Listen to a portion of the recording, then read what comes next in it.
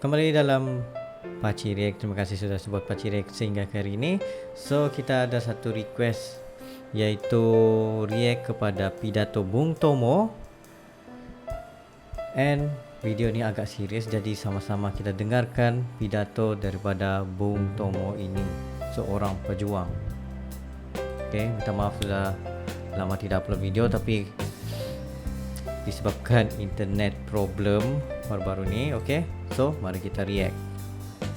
Merdeka!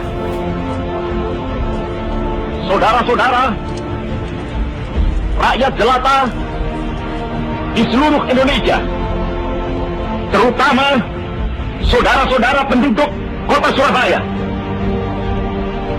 kita semuanya telah mengetahui bahwa hari ini tentara Inggris telah menyebarkan pamflet-pamflet yang memberikan suatu ancaman kepada kita semua.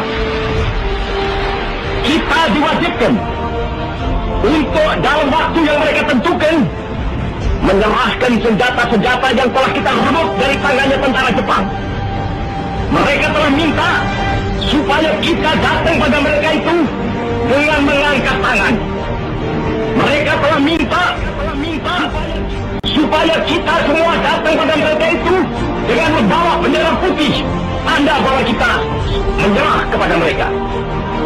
Saudara-saudara, di dalam pertempuran-pertempuran yang lampau, kita sekalian telah menunjukkan bahwa rakyat Indonesia di Surabaya, pemuda-pemuda yang berasal dari Maluku, pemuda-pemuda yang berasal dari Sulawesi, pemuda-pemuda yang berasal dari Pulau Bali, pemuda-pemuda yang berasal dari Kalimantan, pemuda-pemuda dari seluruh Sumatera, pemuda Aceh, pemuda Tapanuli, dan seluruh pemuda Indonesia yang ada di Surabaya ini, di dalam pasukan-pasukan mereka masing-masing, dengan pasukan-pasukan rakyat yang dibentuk di kampung-kampung, telah menunjukkan satu kekuatan sehingga mereka itu terjepit di mana-mana.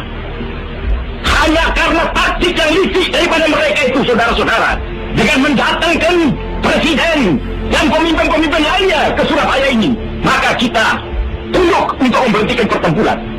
Tetapi pada masa itu mereka telah memperkuat diri, dan setelah kuat, sekarang inilah keadaannya. Saudara-saudara, kita semuanya, kita bangsa Indonesia yang ada di Surabaya ini, akan menerima tantangan tentara Inggris itu. Dan kalau pimpinan tentara Inggris yang ada di Surabaya ingin mendengarkan jawaban rakyat Indonesia, ingin mendengarkan jawaban seluruh pemuda Indonesia yang ada di Surabaya ini, dengarkanlah ini tentara Inggris. Ini jawaban kita, ini jawaban rakyat Surabaya.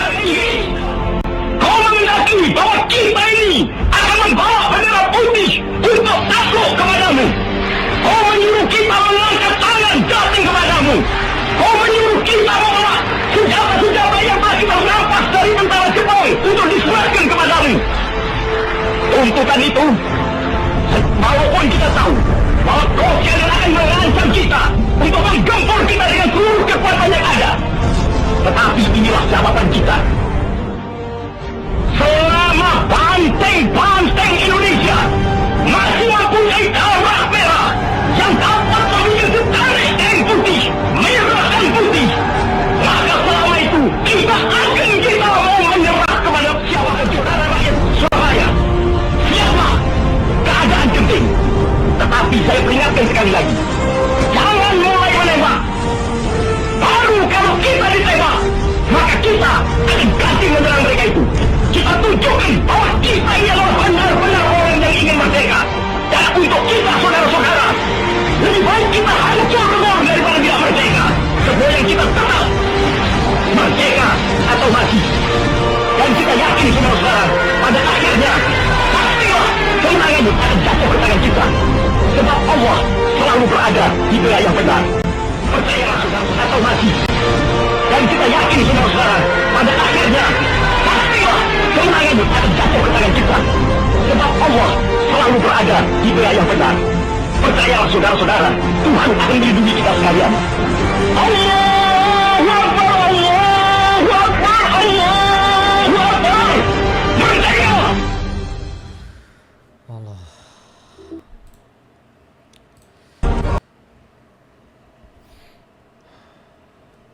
Ini merupakan pidato daripada Bung Tomo sendiri pada tahun 1945 10 November, walaupun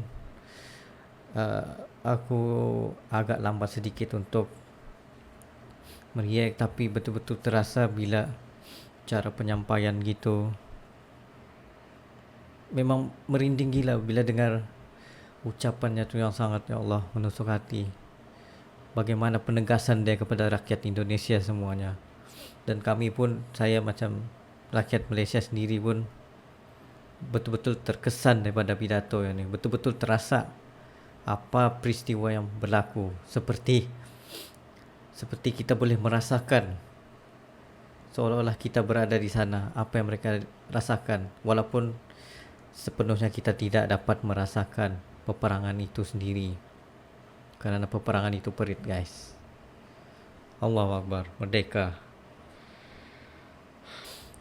Dan ini pula kita tengok sedikit fakta menarik tentang Bung Tomo. Siapakah sebenarnya Bung Tomo ini? Macam Pak Cik sendirilah ingin melihat apa faktanya.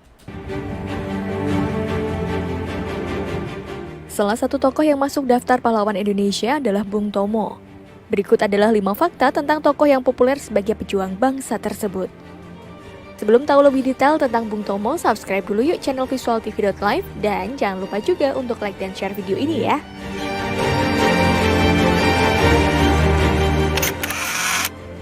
Pria asal Surabaya memiliki nama asli Sutomo ini tidak tamat pendidikan sekolah. Berasal dari keluarga dengan tingkat ekonomi menengah, Bung Tomo terpaksa berhenti sekolah saat berusia 12 tahun. Sang ayah, Kartawan Cipto Wijoyo, tidak mampu membiayai sekolah sehingga Bung Tomo harus keluar dari sekolah tingkat pertamanya. Allah, kasihannya. Bung Tomo merupakan seorang wartawan. Ia aktif menulis di beberapa surat kabar dan majalah.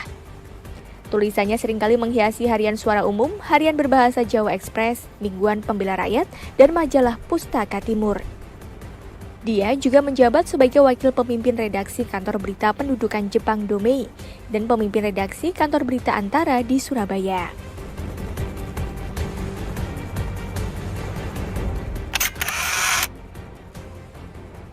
Fakta lain tentang Bung Tomo ialah bahwa dia pernah berada dalam penjara pada era Orde Baru. Awalnya Bung Tomo merupakan pendukung pemerintahan Soeharto yang tidak berpaham komunis.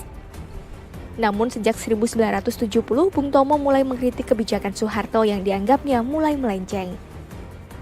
Akibat kritikannya, ia ditangkap dan dipenjara. Setelah dibebaskan, ia tidak banyak aktif dalam kehidupan politik. Kena hukum.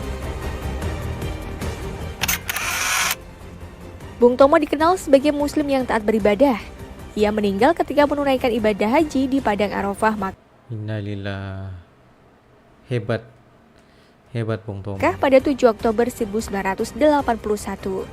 Jenazah Bung Tomo kemudian dibawa kembali ke Indonesia dan dimakamkan di tempat pemakaman umum Ngagel, Surabaya.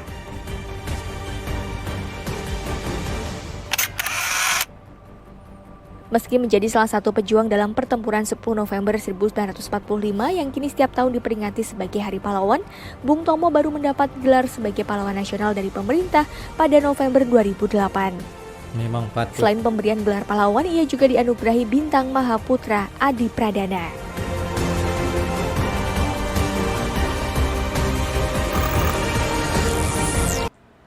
Sungguh hebat. Bayangkanlah, memang syurga buatnya, insyaAllah syurga buatnya disebabkan dia juga meninggal di Padang Arafah.